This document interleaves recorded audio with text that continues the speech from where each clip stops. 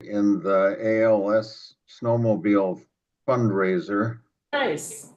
and we made a donation in the name of UN Todd. Oh, how lovely. Thank you so much. I think they raise quite a bit of money for ALS. You know about that deal that goes on in Duluth every year? I know that they have a big fundraising group over there, so it's great. Yeah, I don't know. It probably for 10 or maybe 20, probably 20 years, they've been having a snowmobile ride that goes, I think it's multiple days. And it's all to raise money for ALS. And I'd like 100 grand a year, maybe. Nice.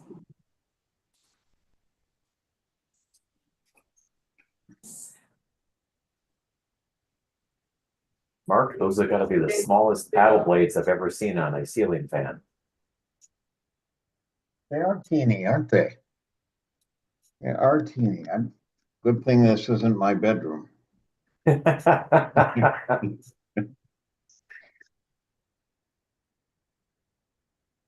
I never really noticed that, but I wonder if they got worn out and they just trimmed them off.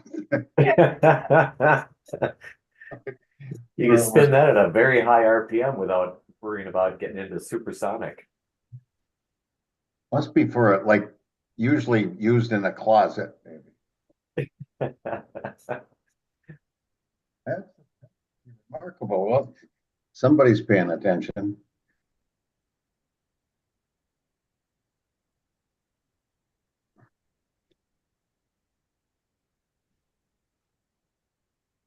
I'll be back in a moment.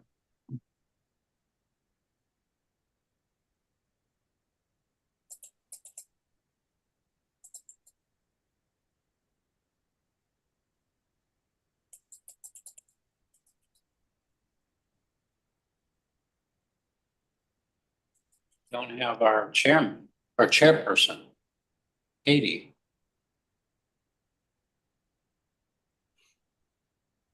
It's not quite 5 yet. Yeah. Exactly. She's always on time.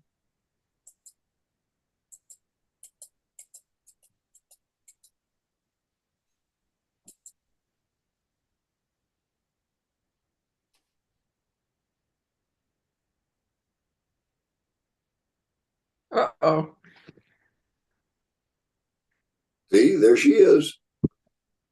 My people, how are you all? Hi there.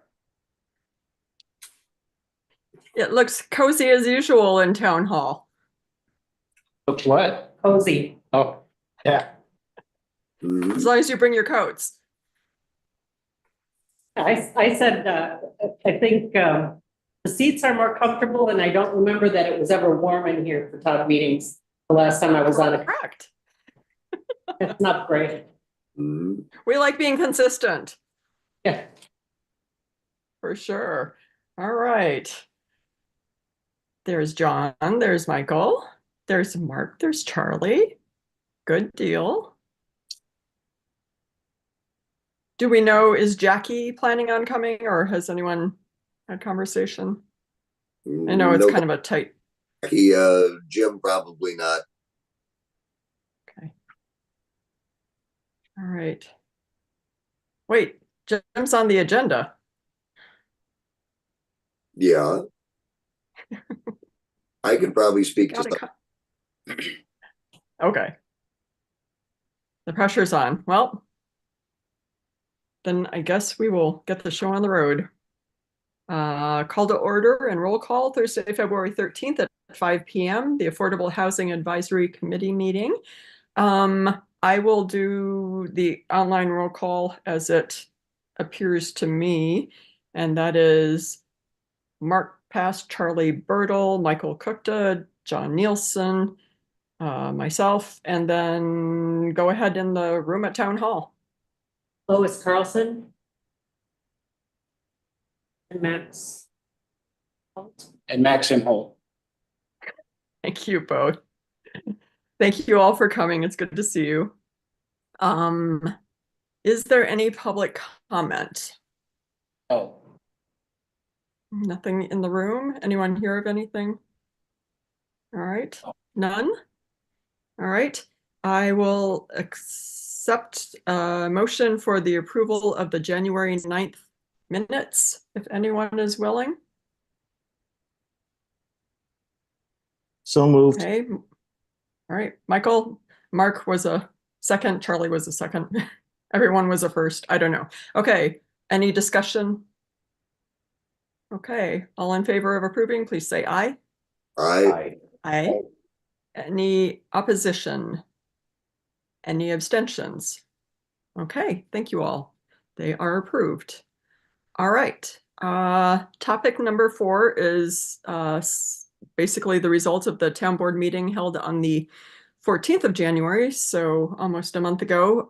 Essentially, we were approved, as many of you know, to be first in line for consideration of the property on Big Bay Road with the sort of first refusal thing that we had discussed as a committee. So the board is willing to, town board is willing to work with us. So that's exciting. And as a result, a lot of you got a lot of work done in the past month. But okay, Michael was flipping around. Doing okay? Mhm. All right. Yeah, so does anyone want to add to that point? Max, any insights? I mean, I thought the advice was to make it a list of things that we've accomplished and things we need to accomplish was a good one, and I think that helped. So that was good. So next on my agenda, I have discussion about site development, but I was going to propose that we flip the zoning discussion for the AH1 zoning before the site development discussion. So I think we need a formal motion to do that. And if that is the case, I'm moving to do so, and I would need a second. I'll second. that for you. Okay, thank you. All right, so any discussion of flipping those items? Okay. All in favor, please say aye. Aye. Thank you. There's no opposed, so we will flip the items. And with that, we can, I guess, rely on Dr. Bertle for the AH1 zoning discussion kickoff. So the zoning committee is rewriting all the zoning ordinances for the town. And they've decided that it wouldn't be a bad idea to write a zoning ordinance for the affordable housing that we're developing. Jim was wondering what we needed as far as setbacks, those sorts of things. I did receive a lot of information from Dan Noyes in that regard, and I gave it to Ed for his review. And Jim can see it once he's back in internet access. Jim, I think, is the only guy who can go to Joshua Tree and get rained on for a day. So, Oh, but yes, so that is what they're setting up. So do we know anything? I'm curious about the logic of that decision. I'm just the discussion preceding it. Anything? the logic is that they're more than happy to help us in developing the affordable housing site and rewrite the zoning rules as is appropriate for what we're planning. So my personal question is, it seems that we don't really need a specialized zoning with the way things are presently set up on the island. And my concern, in not intentionally inflammatory language, is that it is going to create an excuse to sort of ghettoize the housing.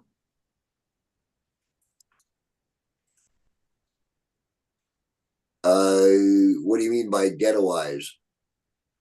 I think you have, I think it's another tool in the arsenal to say, oh, look, they're considering this kind of zoning near my house, near a place I love.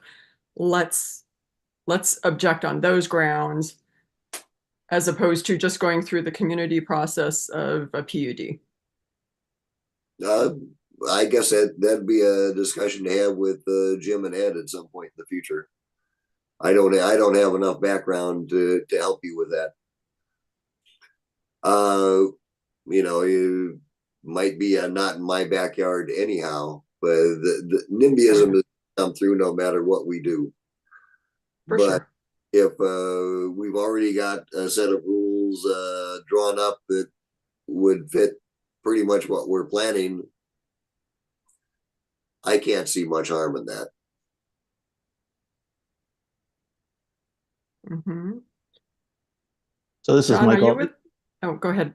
Sorry. I mean, I would just, I unfortunately, Jim's not here. I just would like to hear more of the rationale behind it. Obviously in general, zoning is concerned with density and setbacks and number of units on a piece of property or whatever. And so certainly if they were to create a different zone that allowed higher level of density than is allowed in the current multifamily, which I believe is a maximum of 4, that could be helpful. However, I believe that, as Katie mentioned, the plan unit development would give us or anybody else the flexibility to have more density. Obviously, would not be automatically guaranteed that we would get that level of density or a variation on setbacks or anything like that. But the zoning ordinance already has the ability to pursue that. And so I don't want to, I guess I'm always concerned when you complicate the zoning ordinance and create a different set of rules that you have to follow when you have a tool in the zoning ordinance that is designed specifically to customize a development in a particular location. And so I would, I think we may need to talk with Jim and Ed or whoever else is having that discussion at the Plan Commission, just to see, what they have in mind and what they're trying to accomplish. But off the top of my head, I think we could accomplish what we want to accomplish and what the island needs by pursuing a plan unit development. Whether we would get support for that is always a question, but I'm not sure that a separate zoning category would give us the flexibility we would need, because we don't really know how dense our development needs to be. We don't really know how many units on how many acres and that kind of thing. And if we're stuck trying to fit into a specific hole, it could create other problems for us. Fair enough. We'll have to relay all that information to Jim then and see what his thoughts are. I would like to learn more about this planned unit development section of our current zoning regulations. So Michael, if I just pull those up from the town website and read through them, is it pretty clear in there where I find those? Yeah, you just go to the zoning ordinance, John. Okay. And it's essentially be... the same thing as a, wilderness 1, wilderness 2, multifamily, single family, whatever. Okay. I'm going to do some learning here for the next time we meet. Yeah, I'm not sure how often it's been used on the island. So, because essentially it's an overlay district to existing zoning. So you wouldn't necessarily find it on a map. It would be a specific agreement for a specific property. I would speculate, for example, that perhaps some of the Hartzell developments along Mondamin Road might have been plan unit developments.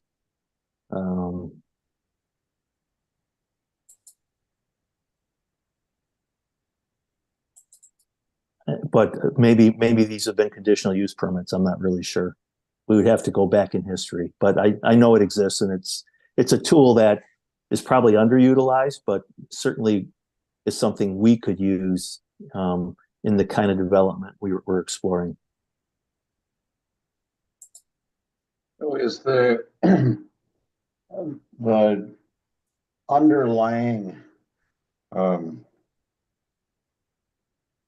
elephant in the corner here that we are not convinced that the town is supportive of our efforts?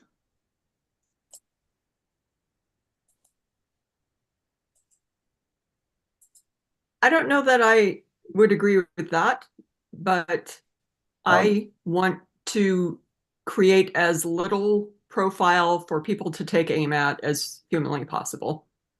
And I think I agree with Michael in that introducing another a way for people to possibly work around is of concern to me. I mean, in terms of support, when the board does something like they did at their January meeting and, publicly says they're supporting their committee, I take them at their word. So, so I'm just in the same boat where I just don't know that the rewriting of zoning is doing us a favor, or we, sort of recreating the wheel. So maybe just a direct conversation with Mr. Peters would help clear some of this up. Yeah, if you weren't wandering the Cascades or something, yeah. He'll be back. So yes, we can definitely do that if he's back before our next meeting, and we can try to connect with him. Yeah, Mark, to your question, I mean, my concern is not that the town board doesn't support this, because every time we've asked them, they have supported us. But I think regardless of how we approach this, we're going to have to go through a number of hurdles. We're going to need, various kinds of land use approval. There's going to be infrastructure approval. And so there will be a number of steps along the way that are going to require town board or perhaps sanitary district or who knows what else kind of approval. And anytime you have to put another step before we can put a shovel in the ground gives skeptics the opportunity to slow us up or derail us. And so that to me is the concern. And when you specifically label a particular part of the island affordable housing, I think that creates yet another step, another opportunity to derail us. Then it feels like the next thing to do is have that conversation that Charlie suggested and see if we can mitigate the extra. For sure. Good. Doing okay? All right. Then we can move on to our sixth topic, which is then site development conversation. And to that end, Charlie sent out a bunch of questions for us, yes, to consider. Should have that. If you do not have it with you, I'll just do a quick run through of the questions. Or Charlie, I mean, what do you prefer? Maybe we just start at the top and see what we can do with question number 1. Okay. What do we want? For housing. Let's be specific. Well, here's the topic of the committee. So, yes. do we want to develop rental housing, or do we want to develop permanent low income housing that folks would buy? Part of the agenda. Well, it's been more the workforce housing. Issues with me, but yes, affordable workforce. Okay. As long as we're having the same language. Okay. We will, I mean, at least as far as the Middle Road property is concerned, it seems to me that an approach would be to get the most bang for our buck in the shortest amount of time and do multifamily housing first. And then as we get up and running or By- put up, Multifamily, you mean rental? Do you mean rental? yes, Okay, yes, yeah. I just think you'll get people in housing at that point, and that's sort of my number one goal is to get people in housing. Doesn't have to be permanent yet, but to give people a little bit of breathing room and some option. mhm. But I also think that we've always said along the way that we will be doing multiple things at the same time. So while we commence that end, that doesn't preclude that we should not consider starting to do a single family in the same development, in the same neck of the woods. I don't know. We'll see what the site allows. Yeah. So Charlie, to that question, so we kind of have difficult choices here. So we know that both kinds of housing are needed. We don't really have a specific model for a multifamily unit yet, unless I'm forgetting something that's been proposed along the way. No, I mean we have talked about putting up a fourplex and those sorts of things, and then I got Dan Noyes involved who said, "No, you just want single units." So I'm following my consultant's advice at the moment. Right. And so the problem with rental, even though if we were to be able to put up a 4-unit rental property, for example, obviously that would house 4 families in a hurry. The challenge is we don't have anybody who can manage that, or who's stepped forward willing to manage that. So we've been exploring a number of options for single family. And although the land ownership and other kind of things still are things we have not resolved, at least if you're creating single family, in theory, it's going to be owned by the people who live there, or it's going to be owned by a land trust that will, develop it and work with the family who's going to live there. So to some degree, that single family ownership approach seems to be an easier route for us, at least as of today. And we've done enough work with a number of different people on potential modular homes that could be placed there. I've done some research. Dan has done research. Mark's talked with the Legum people in Duluth. John has done some research. He's got a manufacturer. I think you said near Eau Claire, John. And so, Yes. So we seem to have more viable options by pursuing that route first. Well, I think what everybody says is right. But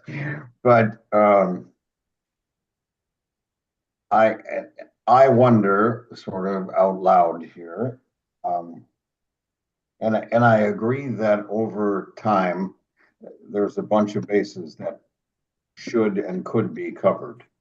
Multifamily rental, single family rental, purchase.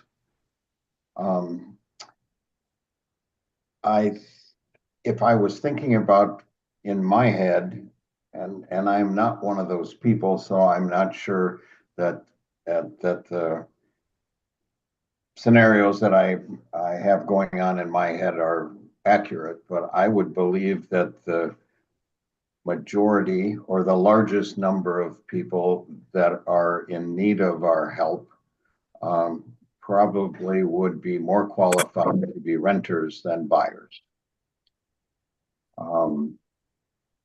And So, and I could certainly be convinced that I was wrong. So my heart has been along the lines that our first units should be some form of rental housing. And I am aware that we don't have an organization that is able to administer that at this point.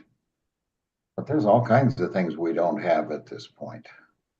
You know, that the town did not have an organization that could run a ferry a couple of years ago. But somehow we got one. And I think that it's fair to imagine that we should at least ask if that's a possibility. And if it's not, then we need to look someplace else. But my gut tells me that the most people are going to qualify for rental before they can qualify for own. And it may turn out that some of the people who start in rental can move into buy. But those are the things that go through my head. And I believe that they can exist, you know, like we could have a building that has 4 units in it, and we could have on the same property, we could have a little cul-de-sac that has, you know, half a dozen freestanding, I don't know, the houses that Michael has on the line or whatever. So I feel like that piece of property has some flexibility in it. So that's my 2 cents worth. There's nothing that I said that I would draw a line in the sand about, but those are the things that occur to me. So, Charlie, for purposes of your questions, we're still firmly stuck at number 1. Are you hoping to come away with a definitive answer, or is this ballpark stuff going to be okay? Well, you know, I think we've got to come up with an answer pretty quick. It doesn't have to be definitive this month. I mean, folks can think about it and research it some more. But 3 years goes by pretty quick. So, yep, for sure. Is And there to that any end, in revisiting the study that we had done, or asking the people that did the study to help give us a little guidance here based on the findings they had? Well, I mean, the study said we needed both, right? Hmm. Plus seasonal rentals. So, I mean, we know, well, I shouldn't say we know, we have to presume that the market analysis is accurate enough that all those could be true. So, Mark, you know, in my gut, I think you're right that the quickest, the most number of people we could help the quickest would be to establish rental. So if, you know, if you're right in that assessment, then we need to figure out how to create our own housing authority or our own management company. And then we need to figure out how we can build, for argument's sake, a 4-unit building in a hurry. or they could be all the modular ones too. Mm-hmm. Yeah, I mean, they could come out about the same. Well, so that's a logistical question that we maybe don't need to go into now, but obviously if you built a 2-story 4-unit building, it's going to have a smaller footprint. So, you know, you're going to have lower concrete costs, et cetera, et cetera, et cetera. But yeah, but we don't know any, I'm not aware of any modular builder that around here anyway, that constructs 2-story buildings that are close to the affordability level we need. Well, I am. Great. Okay. In Duluth, the One Roof organization just put up 2 like 2 20-unit buildings that are 2 stories tall and have, some common space, and they came in with, they got stacked up by cranes. Wow. They're very nice looking places. Well, if they can be scaled back to They can be whatever significantly size you less want than them to be. 20, yeah, I mean, Wow. That would be cool. I'll just So- offer up here for consideration, there's a landlord here in my hometown of Bloomer that owns several rental properties, and his desire has always been from the start is to get people who rent his properties to have some ownership to those and eventually buy it. So he makes an agreement with them right up front. He says, you know, I'd like you to buy this instead of just renting it. So you keep paying your rent, and if you buy it from me, and I think the last guy was a buddy of mine on there, said, you buy it from me within the next 2 years, inside the next 2 years, I'll take 100% of your rental payments. I'll give it to you as cash to be used as a down payment when you buy the house. So you have equity that you can show the bank when you walk in the door. So that's more a European model of apartment Oh. purchase and Okay, I have never heard of that before. or something close to that.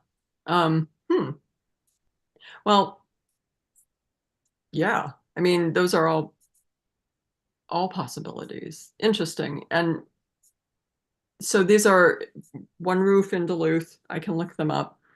Interesting that they're modular. So we'd still need cranes and concrete, but See here, I'll look it up while we're talking here. okay. The only other thing I was thinking, and maybe this is too logistical also, is there any reason we would not be able to sort of go back to the mid-20th century where we had people living in apartments who were sort of the super, and they would be the person to manage the property and live in the, you know, they're living there so they can unclog the sink. I mean, obviously we need someone who's skilled, but I mean, that's a model to also consider for management. Now, how you pay for the light bulbs and the plumbing and that kind of stuff would be, I don't know, maybe it would be resolvable based on what John was saying. If you have some skin in the game, you take better care of things. I don't know.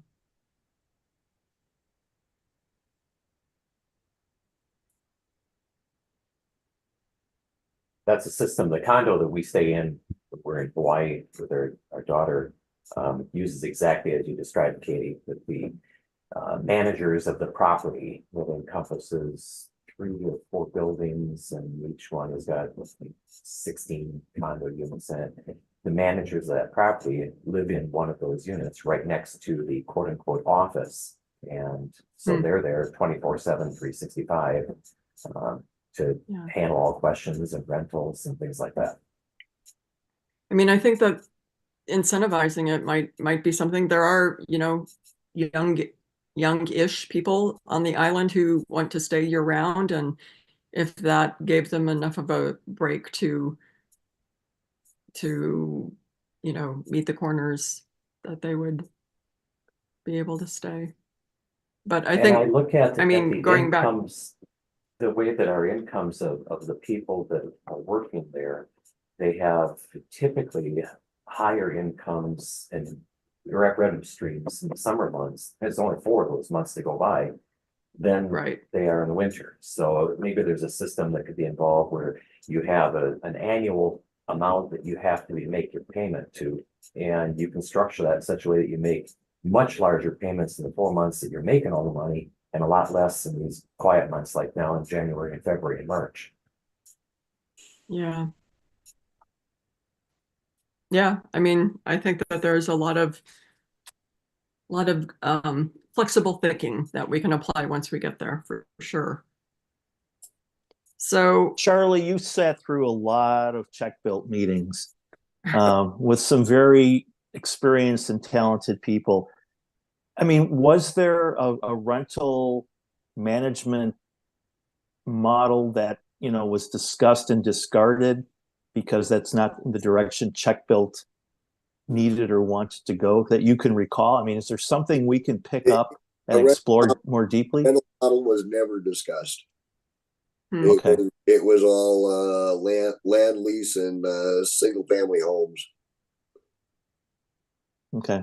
Uh, there are other community land trusts across the country that have rental models that we could look at, but it doesn't do me much good to start one up for the island.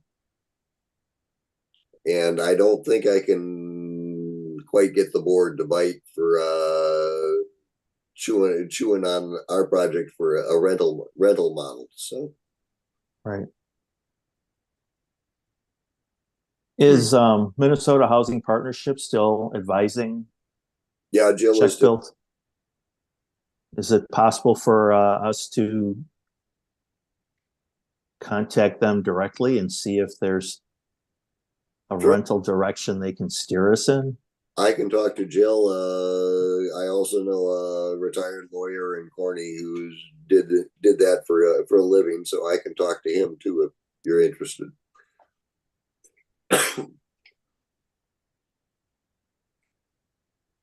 I think it can't hurt. Or pass one of those numbers on to me, and I don't want you to continue to carry all the burden of this research. Right. Well, that's okay. I'm the one with all the connections now, so that's just how that goes.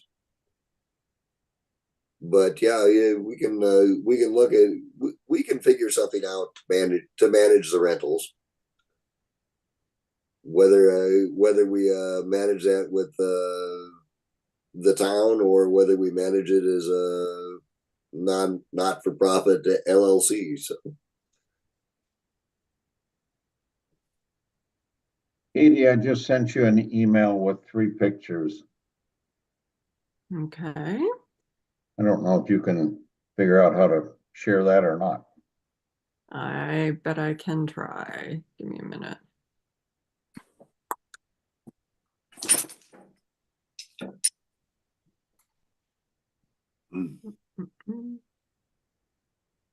I don't know that the hamsters are moving fast enough. I don't see it yet. There it is. Okay. Let's see what I can. Well, Great. Katie's doing that. Lois or Max, do you guys have any thoughts on this? Lois? No, I'm kind of taking it all in, but I appreciate the comments about the zoning and having too much detail that could, back off the situation but the rest of this I'm still figuring out. My only comment with respect to whether you go down the path of rental versus ownership is, I don't understand, because I'm new to this committee, but have you got a target income level that you're trying to provide housing for? So that would drive the issue, whether there was possibility of ownership or where your cost structure has to be to make this work. Do you guys have a target income level that you're aiming for? Yeah, the story for workforce housing would be 120% of the median income. Yeah, and the rule of thumb, Max, is sort of 80 to 90% to 120% would be ownership, because depending on where you came in with the size of the house and the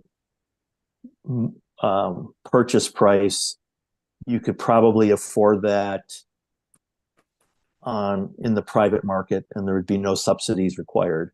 And then, below 80 or 90% would be more of a rental, simply because you wouldn't necessarily have you wouldn't have the income level necessary to support principal, interest, insurance, taxes, all that kind of thing. Well, I guess what I'm just, as a total newcomer to this. Once you have that, and then you develop your financial model, maybe you look at both, or maybe mixed use, some's rental and some could be bought. But, the project, so I heard some discussion about how would this be managed and all that. I think there's enough smart people that can figure that out, whether it's a template from somewhere else or something we invent here, but the finances, the real number crunching of how the financial model would work that work has to be done, I think, pretty quickly. And then once you have that idea, then how we manage it, how you finance it, all that, can't be really decided until you've got those numbers. Some consensus on the costs and whether it's two-story rental or single family dwelling, that will fall out of your financial analysis. Then you can think about how we manage it, or, housing authorities and all that other stuff. I think that's secondary to achievable financial model. Well, I think that's the purpose of Charlie trying to herd the cats right now by getting us to decide which direction we need to follow. Because I think, there's a certain amount of arbitrary decision that we just need to pick a direction and hope it's the best one. Mm-hmm. So I think, Max, I think we've done some of that. I mean, in discussing, for example, I alluded earlier that a number of us have explored modular construction in different forms. And, I think, and Charlie's been trying to get some real, I was going to use the term concrete numbers and well numbers and other things to, so we can figure out what is the cost per unit. And, our rule of thumb is we've been trying to get these in around $200,000 per unit, knowing that based on the data we have on median incomes on the island, that those in theory would be affordable for purchase. Now, how close we can get to that, we don't really know yet. We know that we might be in the ballpark, might be closer to 250 per unit.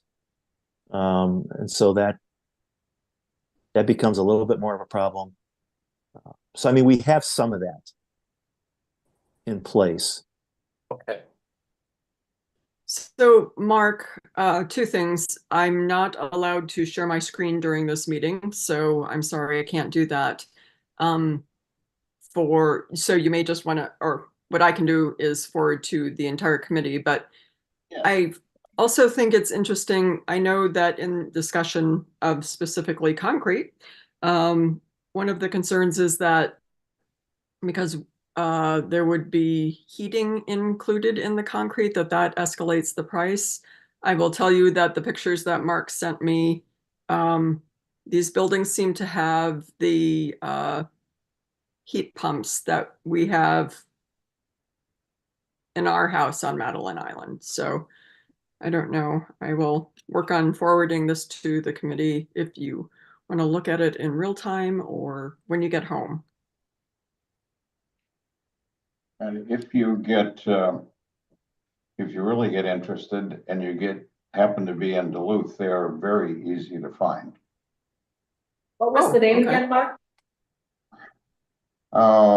It's a one roof project, and somewhere in my head, I have the name of what they call the development, and I can get it, but they're adjacent to Central Entrance. As we're going up Central Entrance toward the mall, when you get to the Stoplight. just before the stoplight, prior to where all the business starts, where they're building a new car wash and where you go past the Interesting. town, it's on your left. You take a turn at the block before that stoplight, Oh, on Swan Lake Road or whatever it is. You take a left there and look on your left side. And it's right there. Wow. It So is, that's what they were doing there. it's a clean, handsome looking building that nobody could object to. Those particular units are set up sort of like oversized dorm rooms. They're Hmm. so they are meant for people who have been living on the street, but they could be reconfigured a little bit. Each one of them has a bed and a sink and bathroom and maybe a little sitting area. And then in amongst all of each one of those sets of units is space on the main floor for common space and also and a large common kitchen. But they told me that, you know, you could reconfigure them any way you want. But they came, when I was there one day, they were unloading, you know, a unit onto the second floor. Wow. So they come in on transports and they have a crane that just piles them up and put a roof on and move along. Hmm. I have an article here that was written in the Lake Superior magazine, November 2024. A 4-page article with pictures of these units. I'll scan these, and I think I have already. Charlie, didn't I send this to you at one point? You may have, John, yeah. Yeah, I'll find it, or I'll scan them as a PDF in color, and then I'll send them to the committee. But it's exactly what Mark is talking about. It has pictures of those units and some of the other ones that they have within their grouping, and then the story about it and how it works and things like that. John, what was do they have the name of the development in there? They just refer to it as a one roof community housing project. Yep. Hmm. Anyway, they have a name for it as well, and I just can't remember what it was, but I certainly can get access to the builder and the designer, and that's no problem. Very cool. One of the questions that I still really, I think if I had this number, it'd be easier for me to kind of work backwards into everything else is what kind of a monthly rate monthly payment are we looking at here? I mean, if it was pure rental and it included, you know, all of the taxes, all you're gonna have is maybe electricity and cable or TV or something like that. What is the monthly rate that you're looking at for these to work? I would think 1,500 would be modest. Well, that's too high. Okay. People would never, I mean, if you're gonna Well, spend 1,500, you'd be you just better off do owning it it. year round. Yeah. Okay. Sorry. You know, I think we have, John, I think we have those numbers from the deep dark past. I'd have to dig through my files and see how close we are to having those numbers. Because we did quite a bit of analysis on median incomes and what that would translate to into a monthly rent or a monthly mortgage payment at different percentages of AMI. And then once you get those numbers, it would vary also depending upon whether or not these units are going to be subject to property taxes or to electricity costs, which we know are variable, and whatever type of heat is going to go in there. If it's LP, there's going to be some costs involved in that. So, you know, it really would be nice to know what is the monthly budget that we're trying to fit with these units to the people who be using them, and various sizes, of course. You know, there's going to be a certain budget for a person that needs 1 bedroom, another budget for somebody who needs a 2, and a much higher budget for 3. I guess that's what my brain is trying to decipher right now is I don't know how I would be able to explain or even sell this program to somebody who lives or works in the island unless I knew some of those numbers of what it would cost them per month for these various options. I think the way to look at this is that about 30% of your income is going to go to housing. So if the median income is 60,000, then you got 20,000 that's going to go to your housing costs, which is going to end up setting the rent somewhere between 13 and 15 for those units. Well, Depending, that would include rent and utilities, for example, in some models of calculation. So, Yeah, that's the details right there that make a big difference, because it's not unusual in many parts of the country, colder climates like that, to spend $300 a month in electricity. Or, heat is what I'm saying. oh, I wish it were only that. But I mean, that's all to be figured in.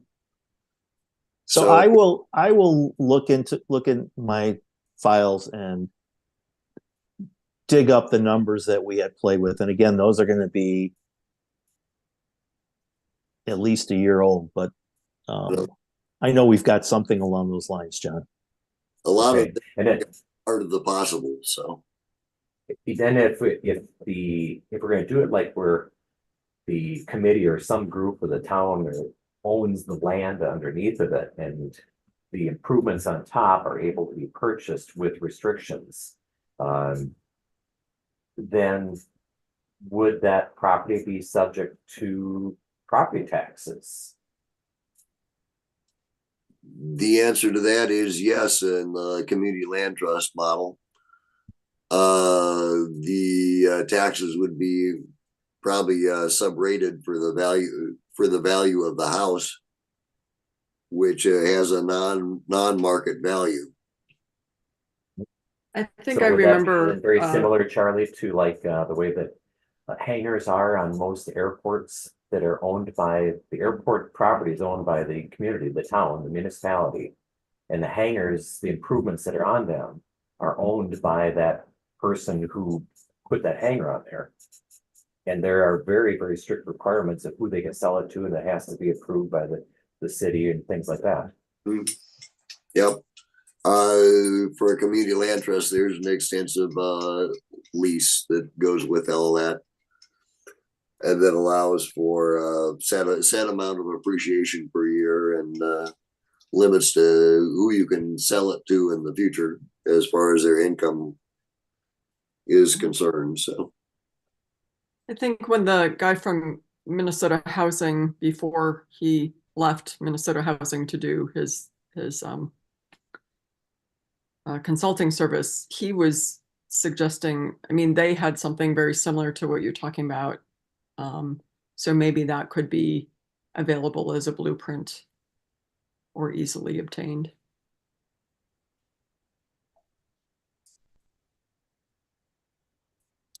How are we doing with your list, Charlie? Should we keep churning or? no, I think we probably stop here with the thought that in March we decide whether we're doing rental or single family stuff, Okay. and go from there.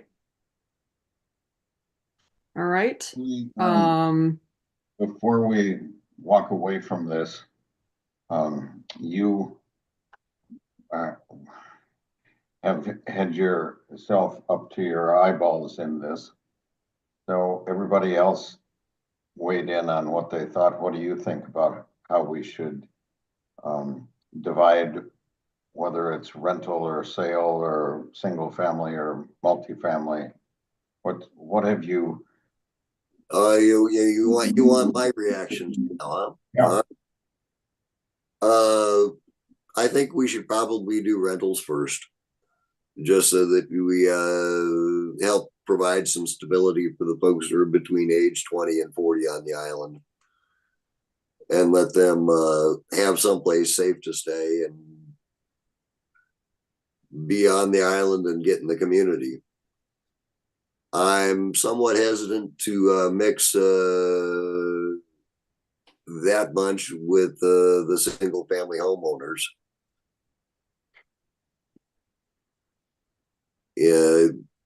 I don't know whether that's got any truth or not to it, but I would look at one site as a rental site and another site as the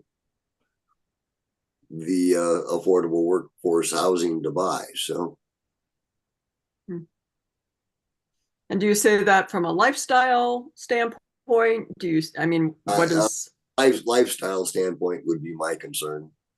okay, I mean, I'd like to do if we were going to do single family stuff with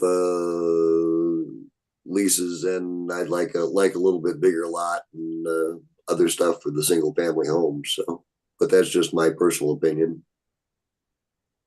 that's why we're asking. Mm-hmm. Thank All you. right. Good question, Mark. Thanks.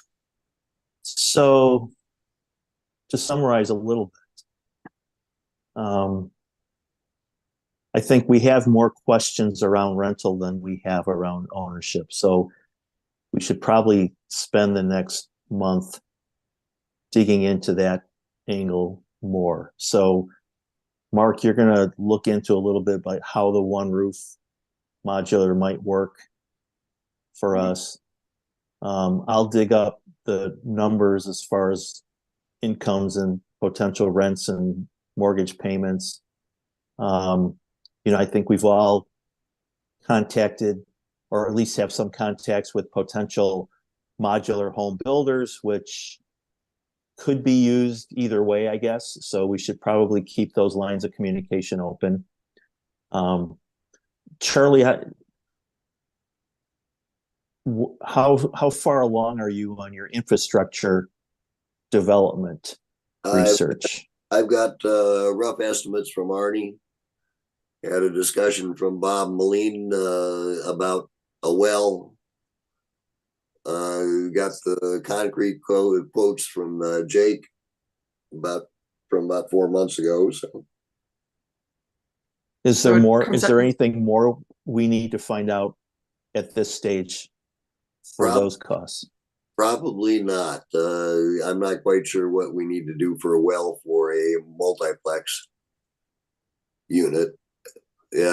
Sounds like up to six units hooked up to a well works without having to go through extra hoops to with the DNR. So after you get 7 units hooked in, you become a high capacity well. And after you get 15 units hooked in, you become a municipal water supply. So. Okay. So the way to overcome that is to make sure that there are no more than 6 units on each well, and you could have multiple wells within that property that we're looking at next to the emergency center, correct? Would that it work that easily, John? Because if you the well that Bob can put in can probably only handle about 6 of those units. But if we put in another well to do another 6, then because it's owned by the same corporation and the same plot of land, it becomes a high capacity well. So, Oh, really? why would you think anything would be easy? Oh, Well, we can worry about that because we have different ownerships. We might figure that out. We might. yeah, there you go. I like the way you're thinking there, Michael. Thanks, John. That's why you and I get along. So Charlie, can you get me Jill's contact information? I will contact her. If you want to get a hold of your lawyer friend and talk with him about rental options, I'll talk with Jill about rental options, and we'll try to get some answers and options moving forward by next month. Sounds good. Charlie, a question. How is the new executive director doing? Is he getting his feet on the ground? And Oh, I think so. I haven't Good. talked to him recently, so. all right. But one of the Kellys likes him, so that counts. Okay, then we'll go with that. Ringing endorsement right there. Good. Okay. We're gonna go ahead. Nope, nothing else to say. Okay. All right, I'm just going to briefly touch on, we've got a few more items on our agenda. Madam Chair, Um, can I stick on site development for one more second? You may, one Um, more second. So I sent to folks this WIDA infrastructure access loan. Ah, Um, because in theory, we would qualify one way or another for a loan that could support the sewer connection, perhaps the well drilling, and depending on what kind of access Ernie created, we could perhaps call that a road as well. They're going to open up another application period in April. I know we have been trying to avoid asking the town to encumber any funds, but we're not in a situation at this point that we're going to be a developer probably by April, who could pursue that. So we may need to, if we wanted to pursue that source of funding, we would need to go to the town board. It's a 1% interest for communities under 10,000, and there are set-asides, for communities under 10,000 and set-asides for different parts of the state. So it might be the most prudent short-term affordable option we have to get the land prepared. So I would just ask everybody to think about that before our March meeting. If this is worth pursuing, especially if we have some specific costs that we could bring forward as to the size of the loan we might apply for. Then a question to you, Michael, on that from your experience there with the town. This is 1% money, that to me is like, it's almost free. If you're gonna. It's less than free. Yeah. So if the town is gonna put the sewer in here at some point in time, it sounds like that's inevitable, that they're gonna do that at some point in time. Wouldn't this, if we didn't do this WIDA loan, they'd have to borrow the money from a bank, and that'd be looking at what, or bonds, 6%, 5%? Yeah, I mean, again, I don't know the cost of the sewer, and maybe the sanitary district has, I haven't seen their study, but maybe they have a number as to what it would cost. But I think you're right, John. It's between the town and or the sanitary district. It seems like an opportunity we should pursue, and we would kick ourselves if we didn't. But that's the way I think. And this is state money. This is not federal money, so it's much more likely to be available.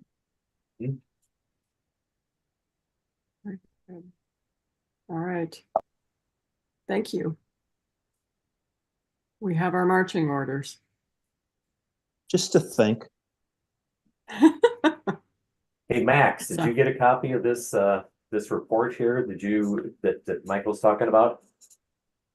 I can get it. I think I can get it. I was gonna give you guys some actual numbers of my project. So this is an $800 square foot house with a loft. And we're not complete. There's major items not complete. And we're already at $360,000. And that's all in. That's with the land, site prep, a short driveway, septic and a well. But I'm looking at this project will end up over $40,000 all in. And if you take out the land and the well and the septic, so that would be 320 divided by 800, 320 divided by 800 square feet is $400 a square foot. And this is not a fancy, house. Oh, sure, This you've got is Italian stick- tile on the floor. I'm Yeah, sure. yeah, and gold plated faucets and toilet. Right, but yours is also stick built. And so that is something that will help bring down. Now, arguably there's shipping to the island for non-stick built and that kind of thing.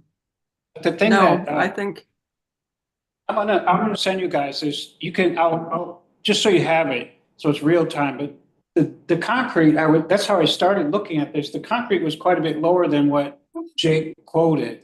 And I throw in the ferry fees, which are pretty significant, the sand lift, and it's $20,000. And, it actually is 1,000 square feet because there's a porch on it, and it is coil in the concrete, coil heating, but it's nowhere near Jake's numbers. When you do the numbers, it's more like $20 a square foot for the concrete. I'm surprised that Jake is that high, and that's coils in the concrete, for the heating. So anyway, you know what? Just for your information, I'll summarize all this, and you can have it as pretty detailed current costs right now. Okay? Excellent. Thanks, Max. We'll take it. Thank you, Mark. Okay. We got a few items, peeps. We're moving on just continue discussion. Not sure what more we need. Thank you, Max, for the information regarding public media stuff. This obviously was just a topic that we touched on in terms of it going, people weighing in to other posts, and if and how we do that as a committee or even as individuals whom people realize we're on the committee. I'm trying to remember where we left the conversation last time, other than Max getting us the official commentary, which I thought was pretty straightforward. Do we need to have our own approach as a committee to officially weigh in on housing, which is obviously a pretty popular topic? Or do we just need to sign that document that the town already has? Well, we can do that. That would work best. All right. Well, then we can just, if we're all happy with that solution, then we can continue down that path, and I can forward that to everyone. I think it would be helpful if we, came up with a short one-page fact sheet, so that when we see people posting about housing on the island, one of us can reply consistently with, one or more of us can reply consistently with what we've done and what we're attempting to do and the facts that we've discovered, just so we are not sending mixed messages out there to the community, and that we are showing where we have been and where we are going, and just be reliably consistent in how we address this. And actually, that can be attached right to the Affordable Housing Committee tab on the town's website. Yeah, certainly that's a great idea. And see if we can script a little bit of space. I think that's not unreasonable.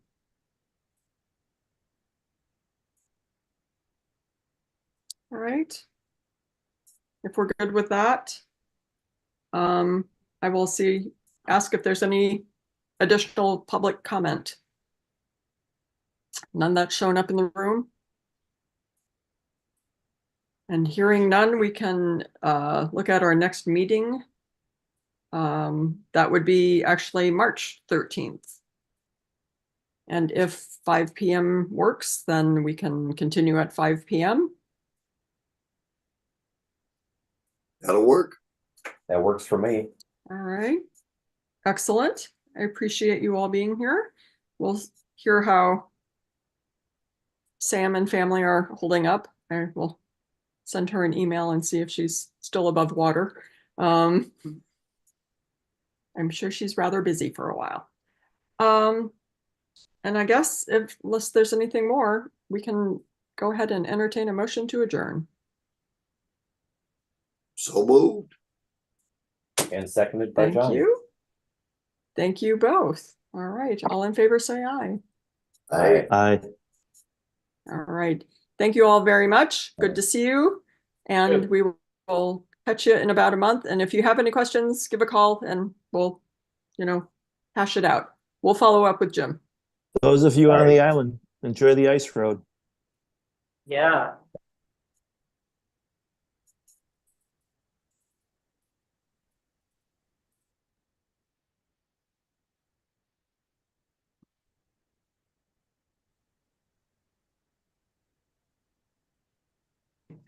All right. That's what you could share. Didn't see that.